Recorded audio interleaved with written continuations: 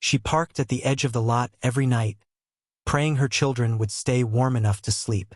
The world saw only a broken, divorced mom hiding in an old car. But when the police finally knocked on her window and asked for her ID, what they discovered about her true identity left everyone speechless. This is a story of injustice, resilience, and a shocking revelation that turned despair into redemption.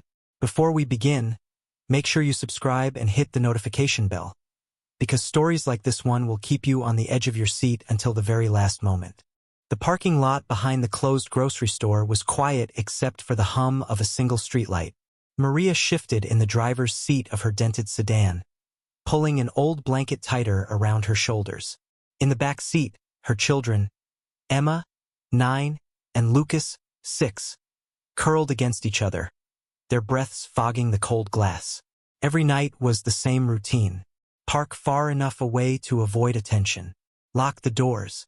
Whisper reassurances to the kids. Then pray the heater's last burst of warmth would last until morning.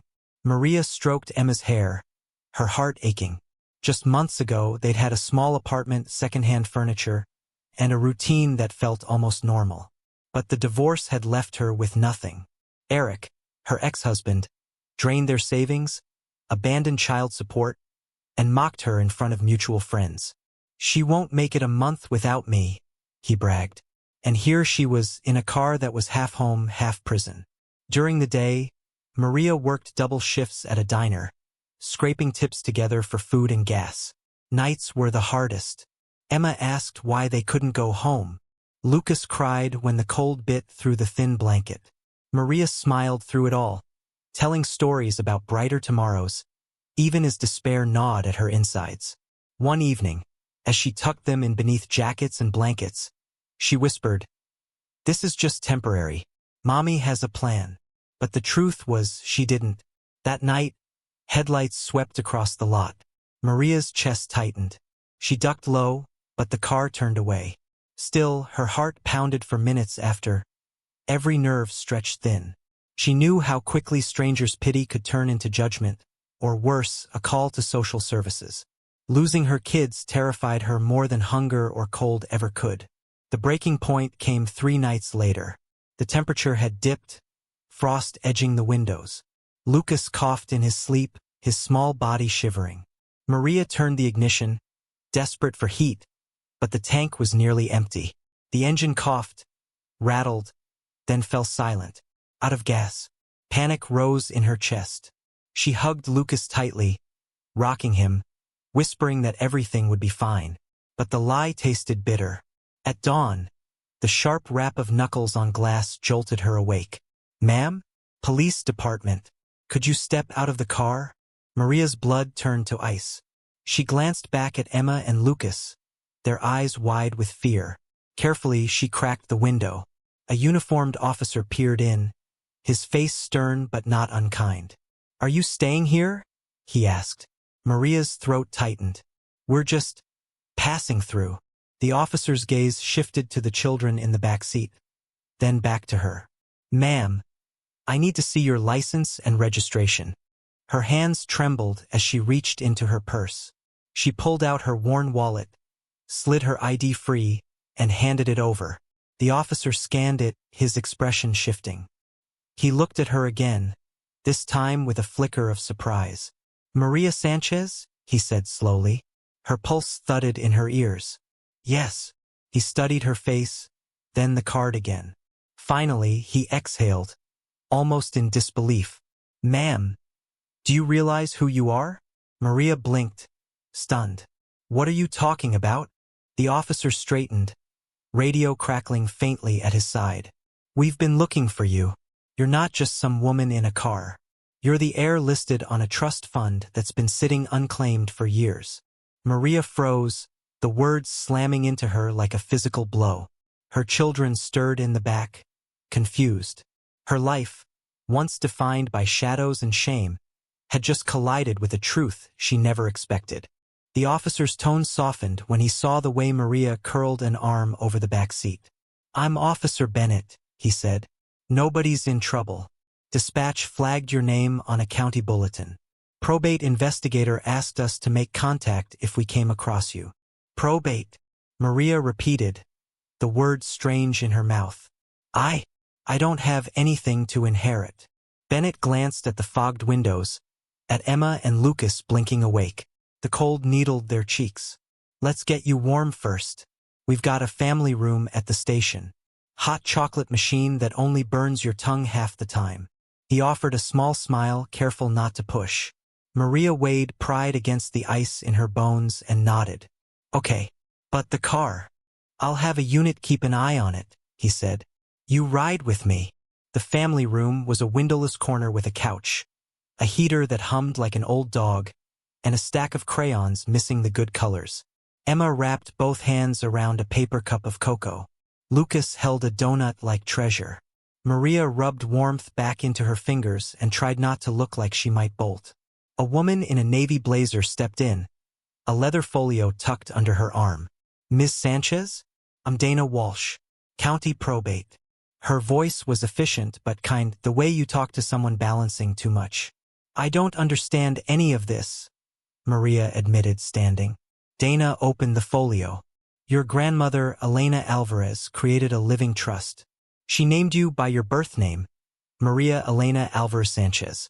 Mail to your last known address kept bouncing, so the trustee asked us to help locate you. You're listed as a primary beneficiary. My grandmother?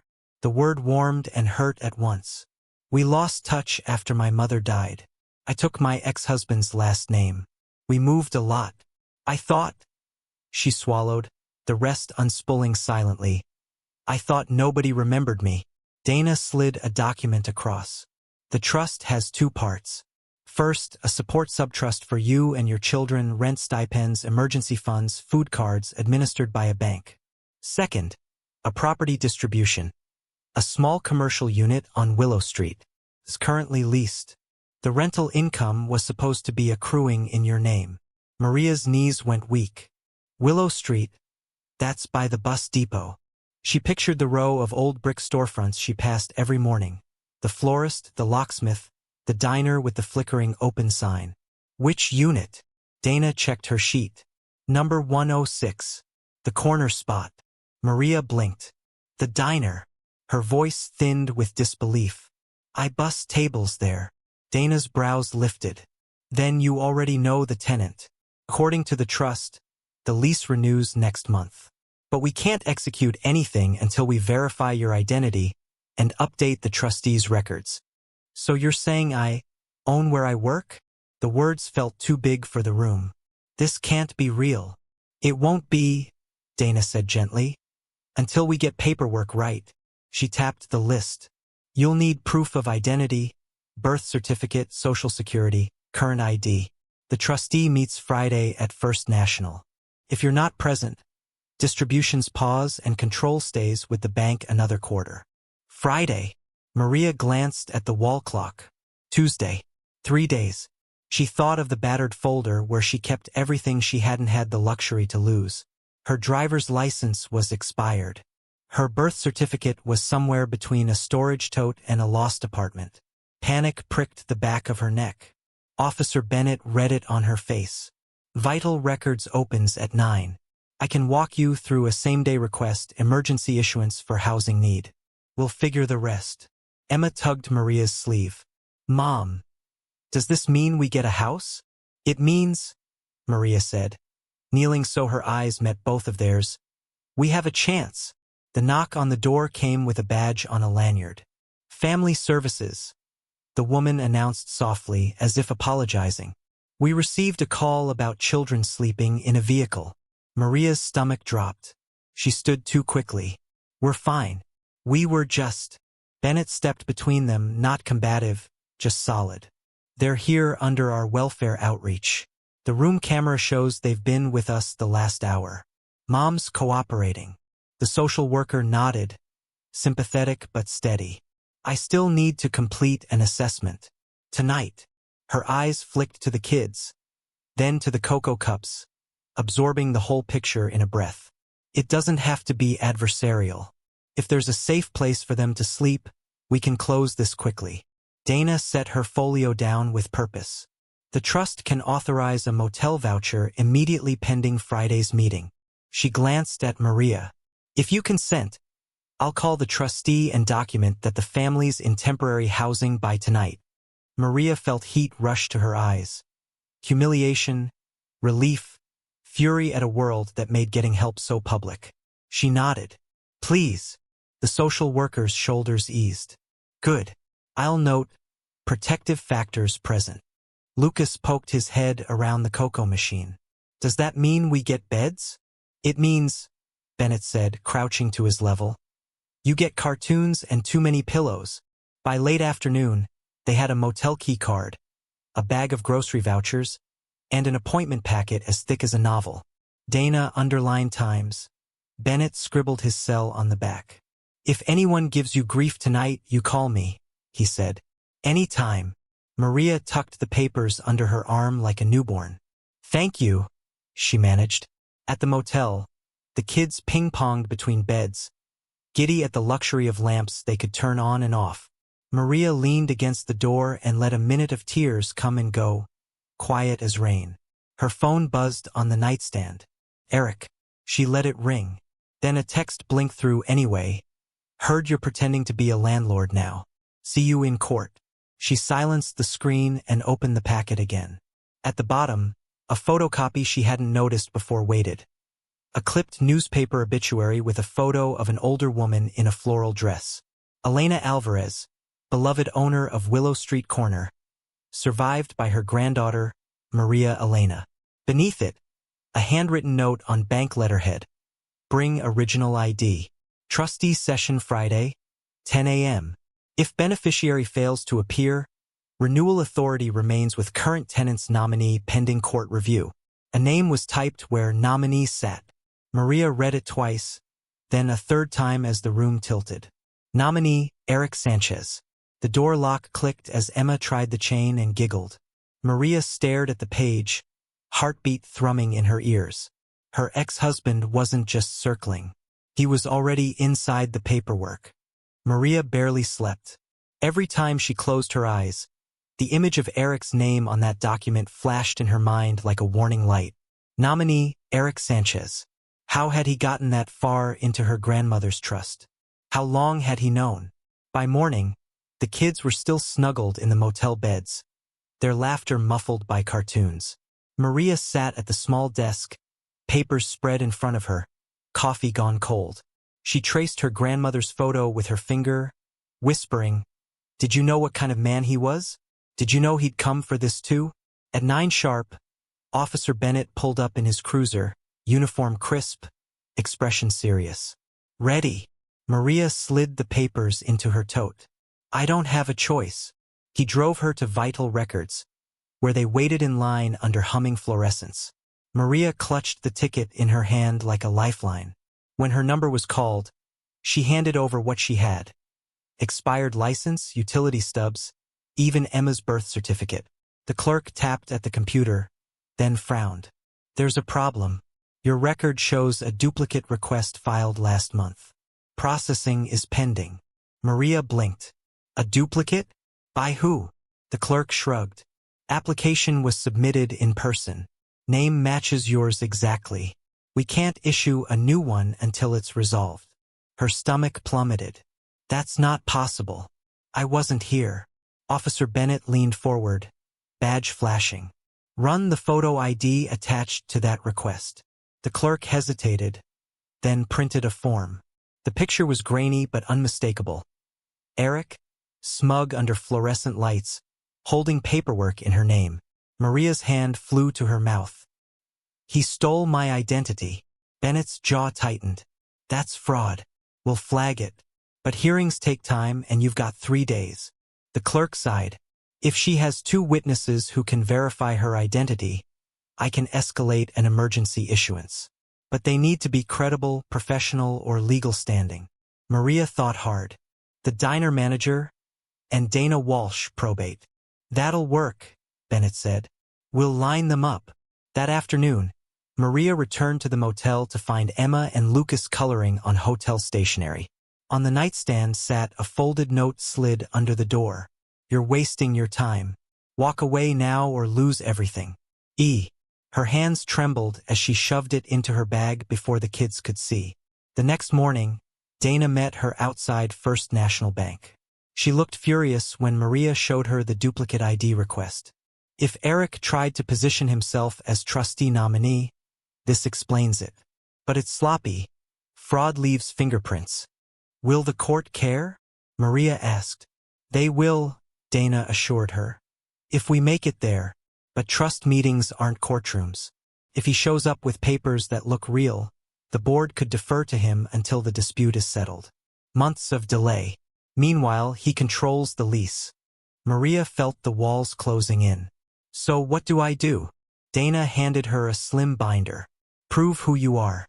Show up Friday with every document, every witness, every ounce of courage. If you don't, Eric walks away with it all. That night, Maria sat with Ray, the homeless man she'd once fed, who now looked at her with steady faith. You've survived worse, Ray said. This ain't about papers. This is about standing taller than the man who wanted you crawling. He's scared you'll make it. Maria pressed the binder to her chest, her voice low. I'm scared too. Ray smiled faintly. Good. Means you've got something to lose. That's when you fight the hardest. On Friday morning, the motel alarm buzzed at dawn. Maria dressed the kids in their cleanest clothes, smoothing Lucas's collar and braiding Emma's hair with trembling fingers. She checked the tote 3 times. Binder, letters, IDs, her grandmother's obituary. At 9:45, they walked into the marble lobby of First National. Dana was already there. Officer Bennett, off-duty but in plain clothes, stood like a guard at her side. Across the room, Eric leaned against a pillar, polished and smug, a briefcase in hand. When his eyes met hers, his grin was pure victory. Maria, he drawled, as if greeting an old friend. Didn't expect you'd actually show. Maria tightened her grip on the tote. Get used to it. The trustee's assistant called. Beneficiaries and nominees. Please step inside. Maria took a deep breath, gathered her children close, and walked toward the door, straight into the fight. The conference room at First National smelled of polished wood and old carpet cleaner. A long mahogany table stretched beneath fluorescent lights, and at its head sat Mr. Halvorson, the trustee. His silver hair and wire-rimmed glasses gave him the look of a man who had seen every trick in the book. Maria slid into a chair beside Dana, her tote anchored in her lap. Across from her, Eric set his briefcase on the table with a thud, his smirk unshaken. Let's proceed, Halvorson said, adjusting his glasses. We are here to confirm the rightful beneficiary of the Alvarez Trust and review the lease renewal of Unit 106. His gaze moved between Maria and Eric. Both parties have filed claims. Eric was quick to lean forward, papers fanning out. Your Honor, pardon me, trustee. I have all the necessary identification to confirm I am acting in the trust's best interest. Maria has been unstable. I have affidavits that she's been living in a vehicle with the children. Hardly fit to manage property. Maria's cheeks burned, but Dana touched her wrist, steadying her. Halvorson's eyes narrowed. Ms. Sanchez, do you have identification? Maria pulled out her expired license, her birth certificate fresh from vital records thanks to Officer Bennett's intervention, and her social security card. I do, and I have witnesses ready to verify my identity. Eric chuckled under his breath.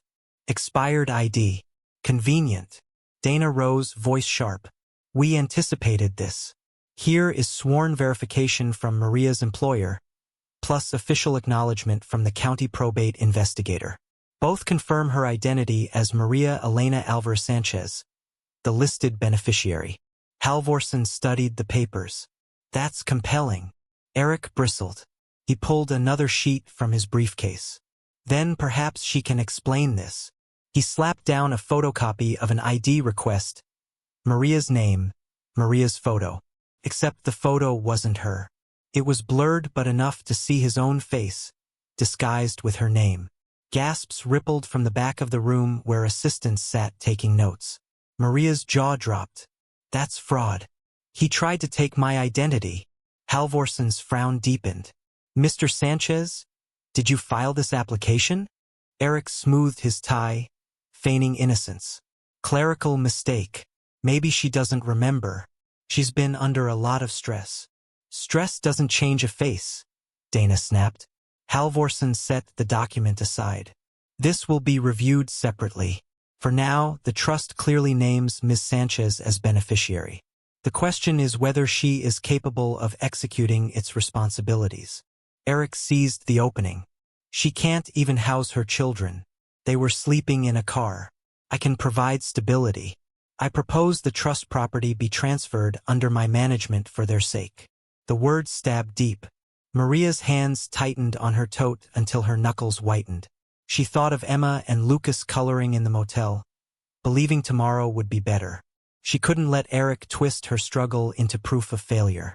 She stood, her voice trembling at first but growing with each word. Yes, I've slept in a car. I've scraped tips to buy milk. But I never abandoned my kids. I never lied to steal from someone who trusted me. My grandmother left this for me. Not because I was perfect, but because she knew I'd fight for it. For my children. For our future. That's who I really am. For the first time, Eric's smile faltered. Halvorson tapped the table thoughtfully. I believe I've heard enough for today.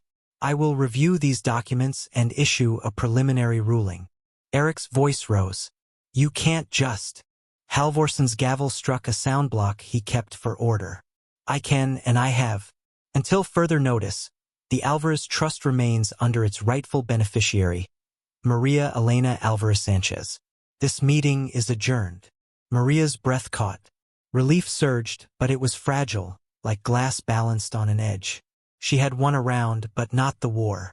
As people shuffled papers and filed out, Eric leaned close. His words meant only for her. Enjoy the victory lap.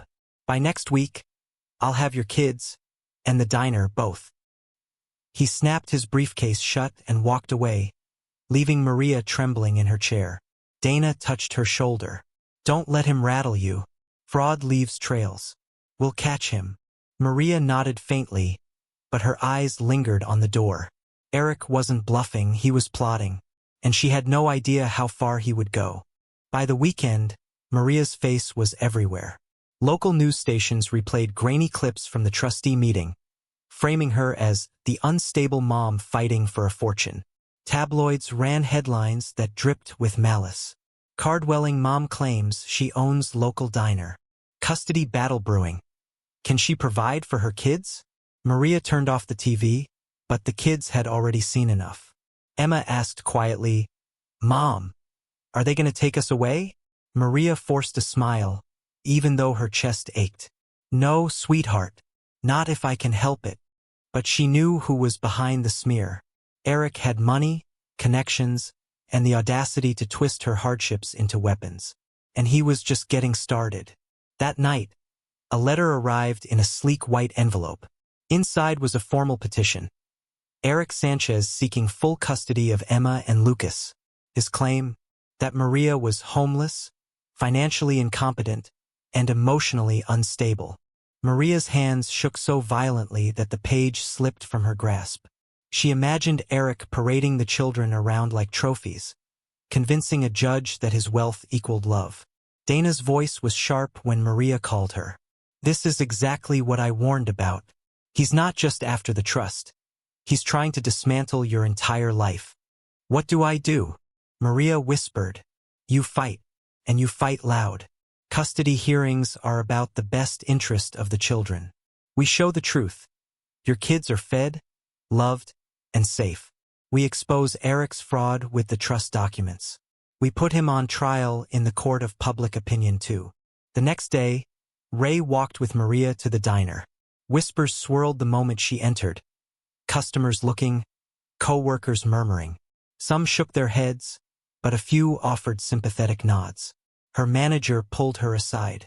Maria, reporters have been calling. They're saying you're inheriting this place.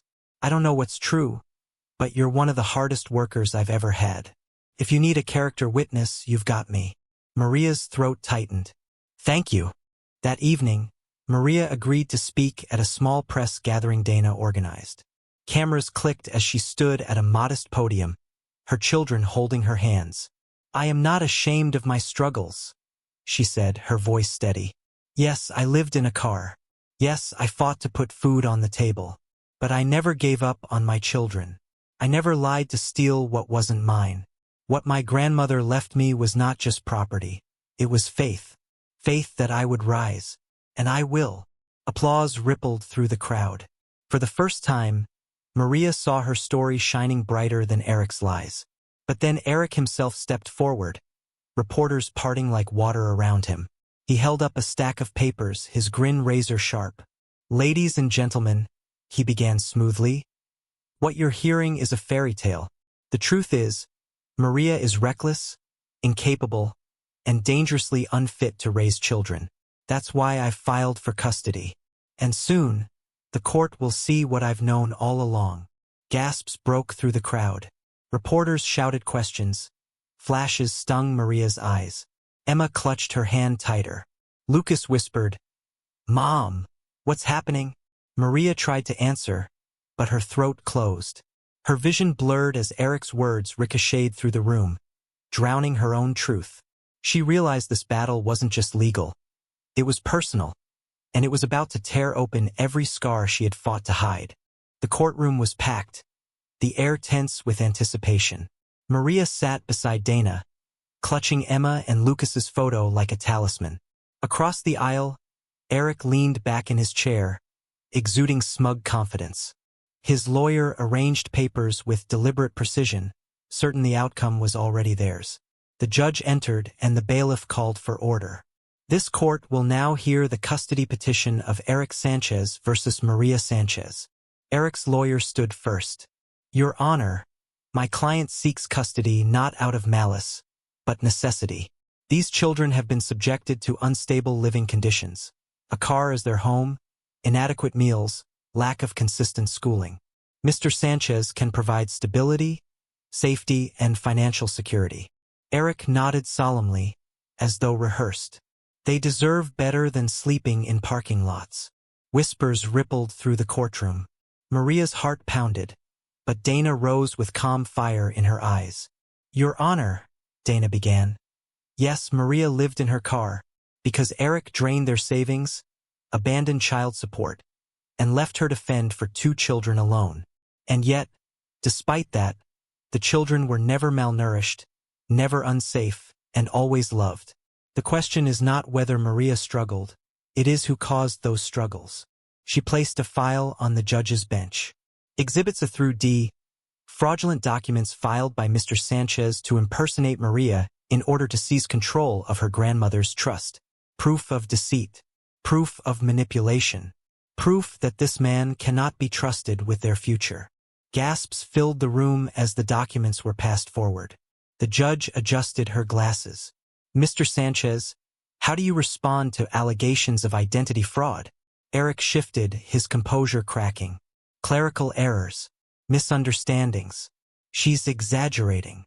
Dana leaned in. "Then explain why your photo appears on the fraudulent ID request." Eric opened his mouth, but no words came. Sweat beaded his forehead. Maria took the stand next. Her voice shook at first, but grew steadier with each sentence. "I have been mocked for being poor, for being divorced, for being tired. But I have never abandoned my children. I have never lied to steal from others. Every night in that car, I promised Emma and Lucas that tomorrow would be better.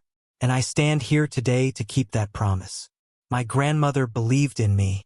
My children believe in me. And I will not let them down." Tears filled her eyes, but she held her head high. Emma and Lucas smiled at her from the front row, their small hands clasped tightly. The judge was silent for a long moment. Finally, she spoke. "The court finds no evidence that Maria Sanchez is unfit as a mother. In fact, the evidence shows her to be resilient, protective, and the victim of manipulation by her ex-husband. The custody petition is denied.